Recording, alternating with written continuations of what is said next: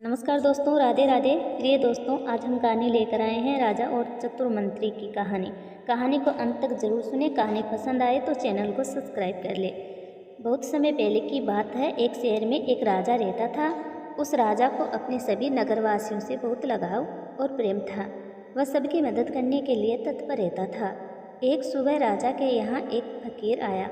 उसने राजा की खातिरदारी और ईमानदारी देखकर राजा को एक चुटकी जितना सुरमा दिया और कहा कि हे राजन, ये सुरमा कोई सामान्य सुरमा नहीं है, ये चमत्कारी सुरमा है। फकीर ने अपनी बात आगे बढ़ाते हुए कहा कि हे राजन, इस सुरमे को जो भी नेत्रहीन अपनी आंखों में लगाएगा उसका अंधापन दूर हो जाएगा और वह फिर से देखने लगेगा। इतना कहकर फकीर तो राजा को सुरमा देकर अपनी राह पर निकल पड़ा।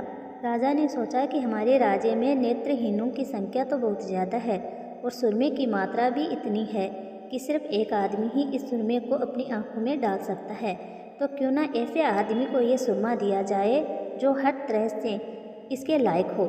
इसलिए राजा ने अपने अति प्रिय आदमी को ही सुरमा देने का निश्चय किया।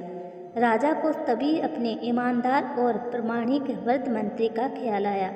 उस मंत्री ने पूरी उम्र ईमानदारी और निष्ठा से राज्य की सेवा की थी, पर दोनों आंखों के तेज चले जाने पर मंत्री को राजकार्य में से विदा लेनी पड़ी। अभी तक राजा को उस मंत्री की कमी महसूस हो रही थी। राजा ने सोचा कि यदि मंत्री की रोशनी वापस आ जाए तो फिर से राज्य को मंत्री की सही और अनुभव भरी सेवा मिल सकती है। इसलिए राजा ने तनकीबी विचार किया बिना ही मंत्री को बुलाया और उनके हाथ में सुरमे की डिब्बी देकर कहा कि यह सुरमा आप अपनी आंखों में लगा लो। यह चमत्कारी सुरमा है, इसको आंखों में लगाने से आपकी दृष्टि वापस आ जाएगी।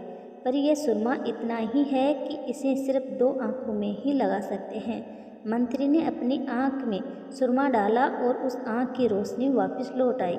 उसके बाद बाकी बचे सुरमे को मंत्री ने अपनी जीभ पर रख दिया। जब लोगों ने सोचा कि मंत्री पागल हो गया है और राजा ने भी उसे कहा कि मंत्री जी, ये आपने क्या किया? अब आप एक आंख से नहीं देख सकोगे, पर सभी प्रजाजन आपको काना कहकर बुलाएंगे। मंत्री ने राजा को प्यार से अपनी वाणी से समझाया कि हे राजन, आप तन की भी चिंता न करें, मैं बिल्कुल भी काना नहीं रहूँगा।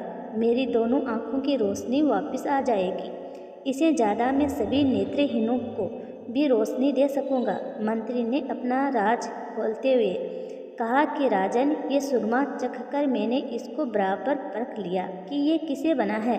अब ये सुरमा बनाकर मैं सभी नेत्रहीन नगरवासियों का अंधापन दूर कर सकूँगा। मंत्री की ये बात सुनकर राजा प्रसन्न हो गए और मंत्री को कहा, ये मेरा और इन नगरवासियों का सदा भाग्य है जो हमें आपके जैसा राजमंत्री मिला है, जो केवल अपना न सोचकर सभी का ख्याल करता है। लीडर और मंत्री एक बराबर होते हैं। दोनों को अपने अंदर में काम करने वाले आदमियों के बारे में सोचना चाहिए। अपनी सोच को सिर्फ अपने तक ना रखकर सभी को उसका लाभ मिले, ऐसा कोई कार्य करो। जो अपने अनुभव और अपनी सोच को सही काम में लगाता है, सही मायने में वही लीडर कहलाने के लायक है। अपने अनुभव को सही जगह पर इस्तेमाल करना सीख गए तो सफलता बहुत जल्द आपके कदम चूमेगी।